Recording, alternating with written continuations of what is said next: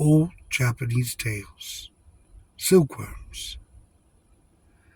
I was puzzled by the phrase, silkworm moth eyebrow, in an old Japanese, or rather Chinese proverb. The silkworm moth eyebrow of a woman is an axe that cuts down the wisdom of man. So I went to my friend Nimi, who keeps silkworms, to ask for an explanation. "Is it possible," he exclaimed, "that you have never seen a silkworm moth? The silkworm moth has very beautiful eyebrows." "Eyebrows?" I cried in astonishment. "Well, call them what you like," returned Nimi. "The poets call them eyebrows. Wait a moment, and I will show you." He left the guest room, and presently returned with a white paper fan, on which a silkworm moth was sleepily reposing. "We always reserve a few for breeding," he said. "This one is just out of the cocoon. It cannot fly, of course. None of them can fly. Now look at the eyebrows." I looked, and I saw that the antennae, very short and quite feathery, were so arched back over the two jeweled specks of eyes in that velvety head as to give the appearance of a truly handsome pair of eyebrows. Then Nimi took me to see his worms. In Nimi's neighborhood, where there are plenty of mulberry trees, many families keep silkworms, the tending and feeding being mostly done by the women and the children. The worms are kept in large oblong trays, elevated upon light wooden stands about 3 feet high. It is curious to see the hundreds of caterpillars feeding all together upon a tray, and to hear the soft papery noise which they make while gnawing their mulberry leaves. As they approach maturity, the creatures need almost constant attention, because at brief intervals, some expert visits each tray to inspect the progress. They pick up the plumpest of feeders, and decide by gently rolling them between forefinger and thumb which are ready to spin. These are dropped into covered boxes, where they soon swathe themselves out of sight in the white floss. A few only of the best are suffered to emerge from the silky sleep. The selected breeders have beautiful wings, but they cannot use them. They have mouths, but they do not eat. They only pair, lay eggs, and then die. For thousands of years their race has been so well cared for that it can no longer take care of itself. It was the evolutional lesson of this latter fact that chiefly occupied me while Nimi and his younger brother, who feeds the worms, were kindly explaining the methods of the industry. They told me curious things about the different breeds, and also about a wild variety of silkworm that cannot be domesticated. It does spin splendid silk before turning into a vigorous moth, which can use its wings to some purpose. But I fear that I did not act like a person who felt interested in the subject, for even while I tried to listen, I began to muse. First of all, I found myself thinking about a delightful rivalry by M. Anatole France, in which he says that if he had been the Demerge, he would have put youth at the end of life instead of at the beginning, and would have otherwise so ordered matters that every human being should have 3 stages of development, somewhat corresponding to those of the Lepidoptera. Then it occurred to me that this fantasy was in substance scarcely more than the delicate modification of a most ancient doctrine, common to nearly all other higher forms of religion. Western faiths especially teach that our life upon earth is larval, a state of greedy helplessness, and that death is a pupa sleep out of which we should soar into everlasting life. They tell us that during its sentient existence, the outer body should be thought of only as a kind of caterpillar, and thereafter as a chrysalis, and they ever that we lose our gain, according to our behavior as larvae, the power to develop our wings under the mortal wrapping, Also, they tell us not to trouble ourselves about the fact that we see no psycho-image detach itself from the broken cocoon. This lack of visual evidence signifies nothing, because we have only the pure blind vision of grubs. Our eyes are but half evolved. Do not whole scales of colors invisibly exist above and below the limits of our retinal sensibility? Even so, the beautiful butterfly man exists, although as a matter of course, we cannot see him. But what would become of this human imago in a state of perfect bliss? From the evolutional point of view, the question does have interest, and its obvious answer was suggested to me by the history of silkworms, which have been domesticated for only a few thousand years. Consider the result of our celestial domestication for, well, let us say several million years. I mean the final consequence to the wishes of being able to gratify every wish at will. Those silkworms have all that they wish for, even considerably more. Their wants, though very simple, are fundamentally identical with the necessities of mankind: food, shelter, warmth, safety, comfort. Our endless social struggle is mainly for these 5 things. Our dreams of heaven is the dream of obtaining them free of any cost or pain, and the condition of these silkworms is the realization, in a small way, of our imagined paradise. I am not considering the fact that a vast majority of the worms are predestined to torment and second death, for my theme is of heaven, not of lost souls. I am speaking to the elect, those worms preordained to salvation and rebirth. Probably they can feel only very weak sensations. They are certainly incapable of prayer, but if they were able to pray, they could not ask for anything more than what they already receive from the youth who feeds and tends them. He is their providence, a god of whose existence they can be aware in only the vaguest possible way, but just such a god as they require. And we should foolishly dream ourselves fortunate to be equally well cared for in proportion to our more complex wants. Do not our common forms of prayer prove our desire for like attention?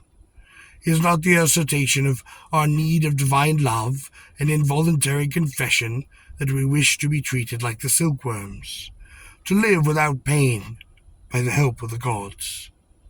Yet if the gods were to treat us as we want, we should presently afford fresh evidence in the way of what is called the evidence from degeneration, that the great evolutional law is far above the gods. An early stage of the degeneration would be represented by total incapacity to help ourselves. Then we should begin to lose the use of higher sense organs. Later on, the brain would shrink to a vanishing pinpoint of matter. Still later, we should dwindle into mere amorphous sacs, blind stomachs. Such would be the physical consequences of that kind of divine love which we so lazily wish for. The longing for perpetual bliss in perpetual peace might well seem a malevolent inspiration from the lords of death and darkness. All life that feels and thinks has been and contributed to be only as the product of a struggle and of pain, only as the outcome of the endless battle with the powers of the universe, and cosmic law is uncompromising. Whatever organ ceases to know pain, whatever facility ceases to be used under the stimulus of pain, might also cease to exist. Let pain and its effort be suspended, and life must shrink back, first into protoplasmic shapelessness, thereafter into dust. Buddhism, which in its own grand way is a doctrine of evolution, rationally proclaims its heaven but a higher stage of development through pain, and teaches that even in paradise the cessation of efforts produces degradation. With equal reasonableness, it declares that the capacity for pain in the superhuman would increase anyways in proportion to the capacity for pleasure. There is little fault to be found with this teaching from a scientific standpoint, since we know that higher evolution must evolve an increase of sensitivity to pain.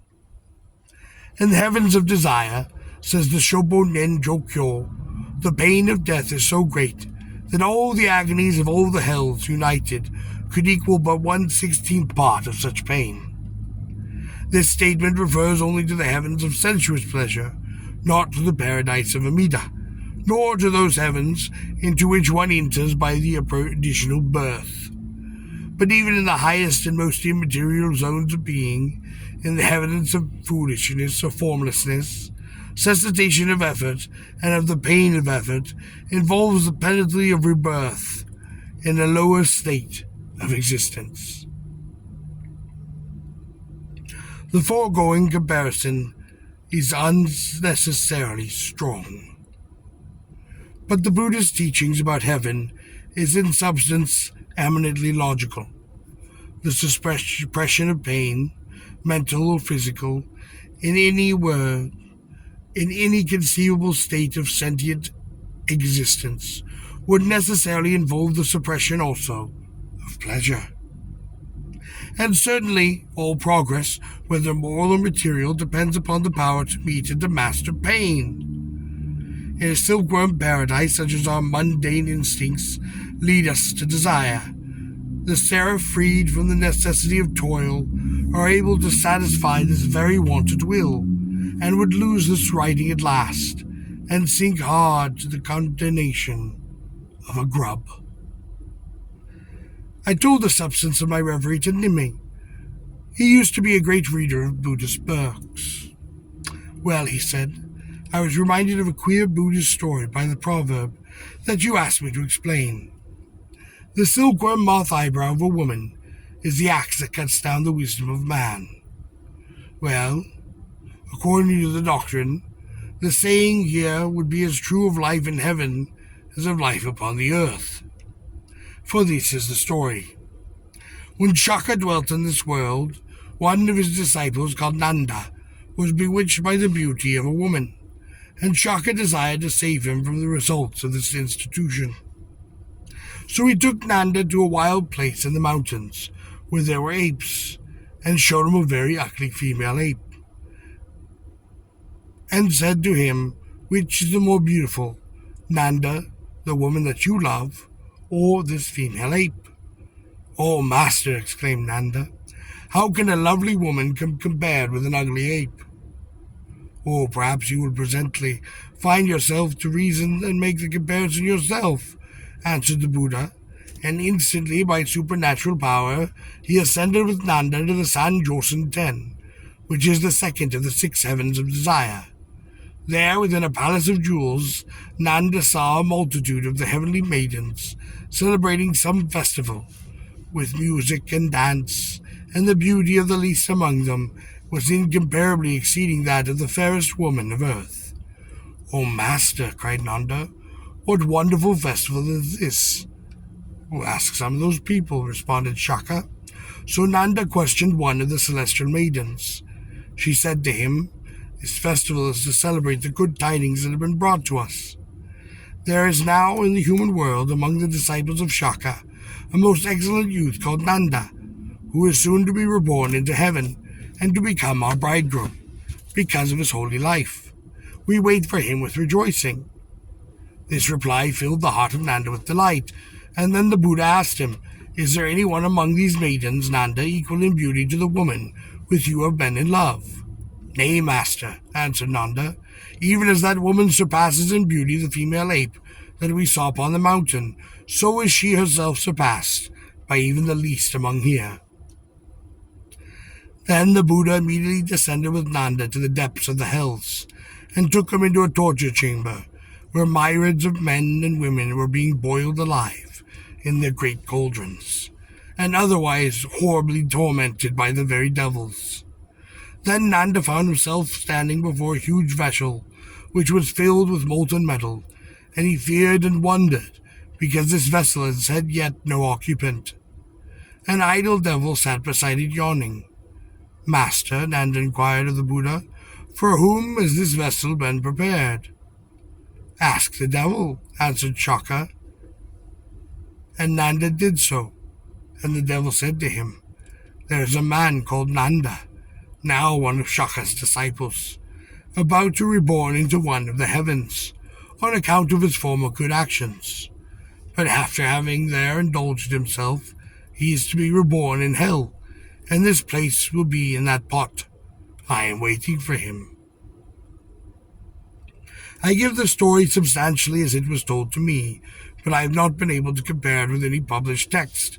My friend says that he has seen two Chinese versions, one in the Hangyo Ko and the other in the Zochiagan Kyo, in Mr. Henry Clark Warren's Buddhism in Translations, the most interesting and valuable single volume of its kind that I have ever seen. There is a Pali version of the legend, which differs considerably from the above. In this, Nanda, according to Mr. Warren's work, was a prince, and the younger half-brother of Sakyamuni.